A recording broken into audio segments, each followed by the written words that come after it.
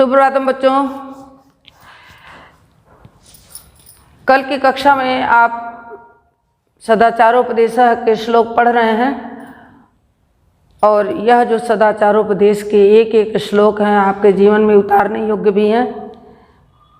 मैं हमेशा आपको बताती रहती हूँ कि कोई चीज़ केवल पढ़िए मत, उसे जीवन में भी उतारने का प्रयास कीजिए तो उससे आपको बहुत लाभ मिलेगा। अगला जो श्लोक है आज हम लोग पढ़ेंगे, उसे आप मेरे साथ साथ पहले पढ़िएगा, फिर हिंदी अर्थ बताएंगे।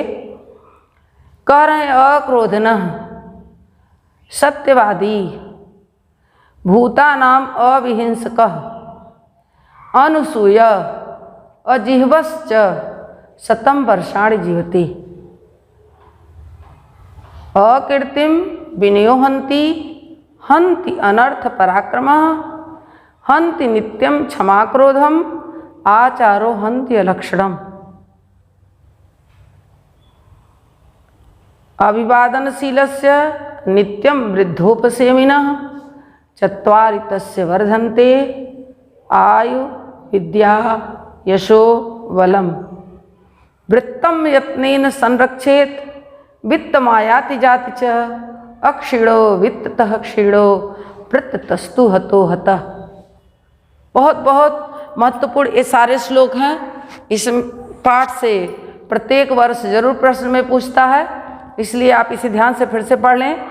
कह रहे अक्रोधनः। बच्चों, क्रोध मनुष्य का सबसे बड़ा शत्रु होता है। संस्कृत में कहा गया है कि क्रोधात् भवति सम्मोहः सम्मोहात् स्मृति विभ्रमः स्मृति भ्रंशात् बुद्धिनाशो बुद्धिनाशात् प्रणश्यति। हमारे गुरुजी कहा करते थे कि क्रोध करना मनुष्य के जीवन का सबसे बड़ा दुर्गुण है और उससे उसके पुण्य नष्ट होते हैं।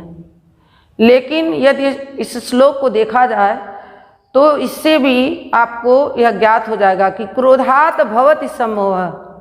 जब मनुष्य को क्रोध बढ़ जाता है तो सम्मोहन की स्थिति उत्पन्न हो जाती है।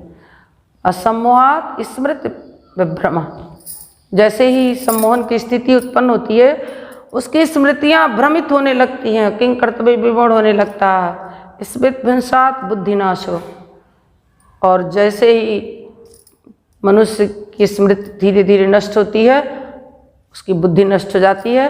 वह क्या करें क्या ना करें, क्या बोले क्या ना बोले समझ नहीं पाता है और बुद्धिनाशात् प्रणश्यति। और जब बुद्धि नष्ट हो गई मनुष्य की तो उसका विनाश निश्चित है। इसलिए क्रोध जो है वो बहुत बड़ा शत्रु है। देखो कहा अक्रोधनः। व्यक्ति अगर क्रोधी नहीं है, सत्यवादी, सत्य बोलने वाला है। क्योंकि व्यक्ति यदि एक मिथ्या भाषण करता है तो उसके लिए उसको कम से कम बचने के लिए 100 झूठ बोलने पड़ते हैं। इसलिए सत्य बोलना। अक्रोधनः सत्यवादी, अक्रोधी हो, सत्यवादी हो। भूतानाम अविहिंसकः।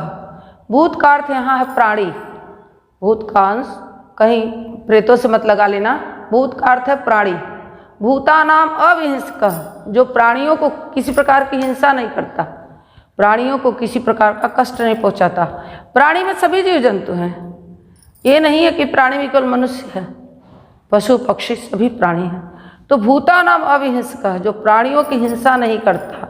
अनुसूय अजिह्वश्च। अनुसूय, जो किसी की निंदा नहीं करता। अजिह्वश्च, किसी के प्रति गलत उच्चारण गलत शब्द का प्रयोग नहीं करता। शतं वर्षाणि जीवति, ऐसा व्यक्ति 100 वर्ष का जीवन प्राप्त करता है। यदि मनुष्य के अंदर ये 6 गुण आ जाएं तो वह 100 वर्ष तक जीवित रह सकता है। समझ में आ गया बच्चों? नीचे वाला देखिए, अकीर्तिम विनियोहन्ति। मनुष्य की के अंदर विनम्रता अगर समाप्त हो गया, अगर मनुष्य के अंदर अपयश करने लगा तो उससे उसकी विनम्रता नष्ट हो जाती है। अकीर्तिम विनियोहन्ति। विनम्रता अकीर्ति को नष्ट कर देती है।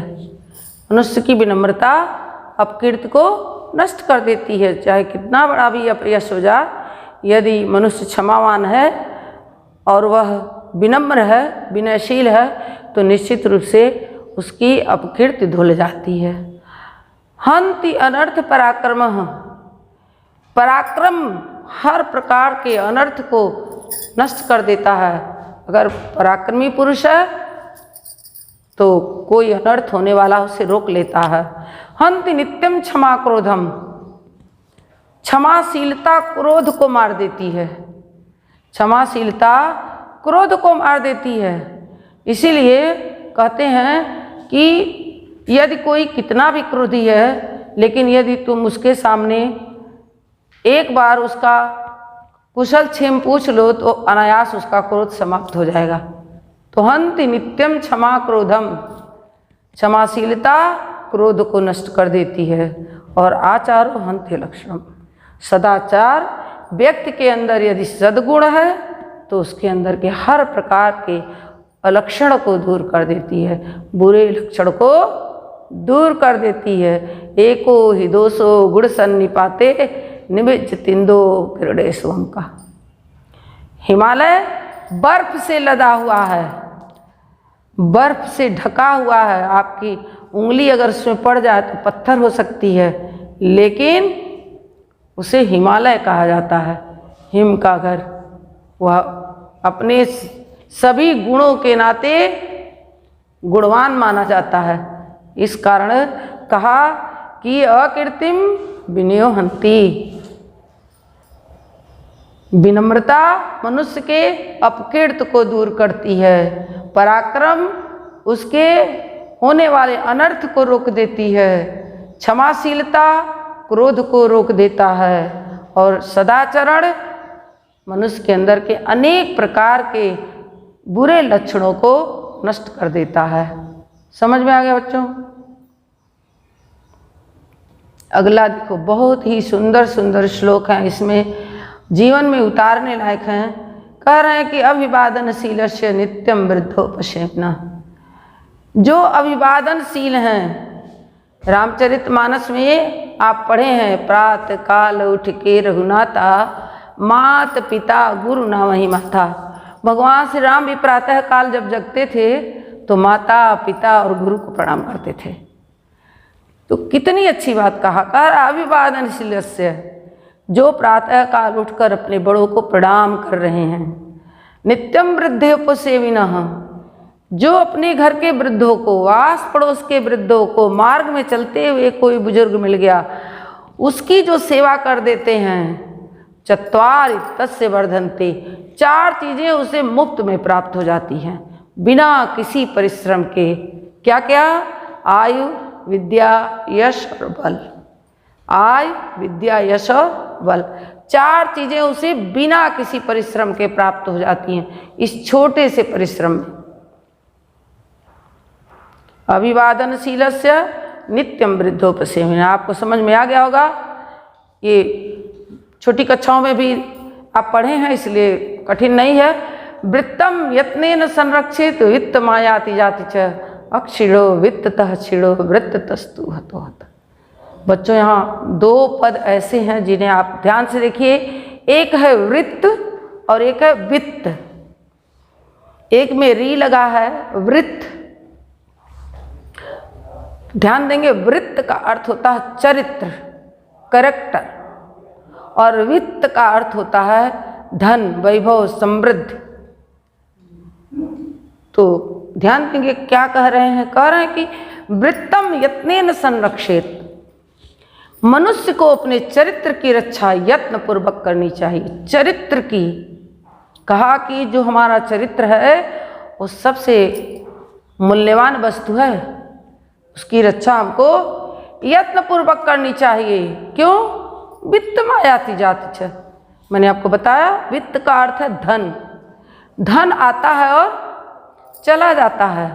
धन की स्थिति नश्वर है, चंचल है, वो कभी आया कभी गया। अक्षीणो वित्ततः क्षीणो वृत्ततस्तु हतो हतः, अक्षीणः वित्ततः क्षीण। अगर कोई व्यक्ति धन से हीन हो गया तो दरिद्र नहीं कहा जा सकता, लेकिन वृत्ततस्तु यदि चरित्र नष्ट हो गया तो हतोहता मरे के समान है। वृत्तम यत्नेन संरक्षित वित्त मायाति याति च। चरित्र की रक्षा यत्न पूर्वक करनी चाहिए। धन आता है और चला जाता है। अक्षीणो वित्ततः क्षीणो वृत्ततस्तु हतोहता। अक्षीणः वित्ततः क्षीणो। धन से हीन व्यक्ति कभी निर्धन नहीं कहा जा सकता, लेकिन वृत्ततस्तु हतोहता।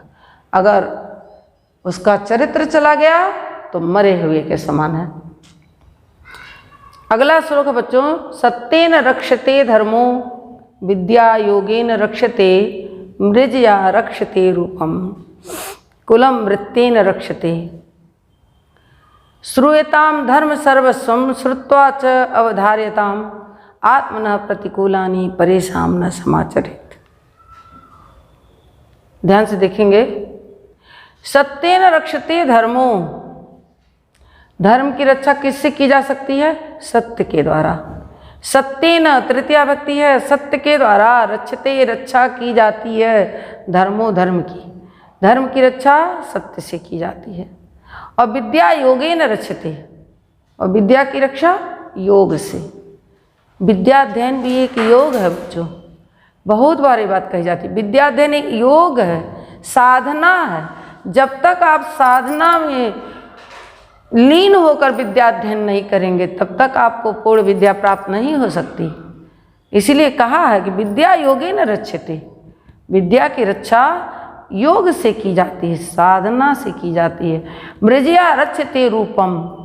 रूपम जो मनुष्य का सौंदर्य है, जो रूप है, उसकी रक्षा लज्जा से की जाती है।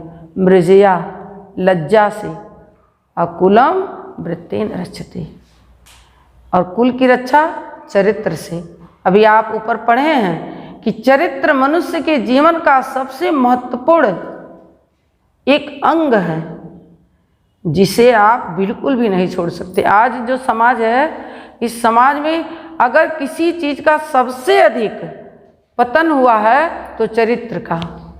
हम कहीं भी आप देख सकते हैं तो चरित्र सबसे ज़्यादा, सबसे अधिक चरित्र ही लोगों का नष्ट हुआ है। लेकिन देखिए क्या कह रहा है, कह रहे हैं कि सत्येन रक्षते धर्मो विद्या योगेन रक्षते। समझ में आ गया होगा कि धर्म सत्य के द्वारा, विद्या योग के द्वारा। मृजया रक्षते रूपम, रूप की रक्षा लज्जा। लज्जा मनुष्य की बहुत बड़ी सौंदर्य का एक प्रकार है। लज्जा के द्वारा मनुष्य के रूप की रक्षा होती है। और कुल की रक्षा चरित्र से। कुल में अगर एक भी दुष्चरित्र हो गया तो पूरे कुल का नाश हो जाता है। कुल में एक भी दुष्चरित्र व्यक्ति हो गया तो पूरे कुल का नाश हो जाता है। इस नाते कहा कि कुल की रक्षा चरित्र से होनी चाहिए। समझ में आ गया बच्चों? अगला है कि श्रूयताम धर्म सर्वस्वम श्रुत्वा च अवधार्यताम। श्रूयताम धर्म सर्वस्वम। जितने भी धर्म हैं, हमारा जो भारत है धर्म निरपेक्ष राष्ट्र माना जाता है। बहुत सारे धर्म को मानने वाले हमारे देश में हैं। हिंदू, मुस्लिम, सिख, ईसाई, पारसी, बौद्ध, जैन, अनेक प्रकार के धर्म हैं। तो कह रहे हैं कि श्रूयताम धर्म सर्वस्वम। सभी धर्मों को सुनो। और श्रुत्या च अवधार्यताम, और सुन के उसे धारण भी करो। उसमें की जो अच्छाई है, कबीर ने क्या कहा कि सार सारते गहरो थोथा देहुड़ा। कबीर ने कहा कि जो उसमें तत्व की बात हो उसे स्वीकार करो। गलत बात अपना गुरु भी कहता है तो नहीं स्वीकार करना चाहिए। गलत बात किसी के द्वारा, माता पिता बद्ध बांधव, कोई कितना भी प्रिय व्यक्ति यदि गलत शिक्षा दे रहा है तो उसे नहीं स्वीकार करो। इस नाते कहा श्रूयताम धर्म सर्वस्वम श्रुत्या च अवधार्यताम। श्रुत्वा च अपि अवधार्यताम, देखो अलग अलग कर दिए। सुनकर उसे धारण भी करना चाहिए। और आत्मनः प्रतिकूलानि परेशान न पराज। आत्मनः प्रतिकूलानि, जो अपने प्रतिकूल हो, जो अपने विपरीत हो, ऐसा दूसरों के प्रति भी आचरण नहीं करना चाहिए। आत्मनः प्रतिकूल, यदि आपको गाली सुनना अच्छा नहीं लगता तो आप किसी को गाली मत दीजिए। यदि आपको कोई अपशब्द कान को प्रिय नहीं है तो आप किसी के कान में अपने अपशब्द नहीं डालिए। आत्मनः प्रतिकूलानि, जो अपने विपरीत है, जिसे आप नहीं पसंद करते, ऐसा दूसरों के साथ भी आचरण न करें। तो बच्चों, आपको समझ में आ गया होगा, इसमें समझने में कोई दिक्कत नहीं हुई होगी। अगर दिक्कत हुई होगी तो फिर आप हमसे संपर्क करके पूछ भी सकते हैं। आप इसे दोहराएंगे, पढ़ेंगे। आज की कक्षा इतनी ही। अगली कक्षा में पुनः दूसरे पाठ के साथ हम आपसे मिलेंगे। तब तक के लिए नमस्ते बच्चों, धन्यवाद।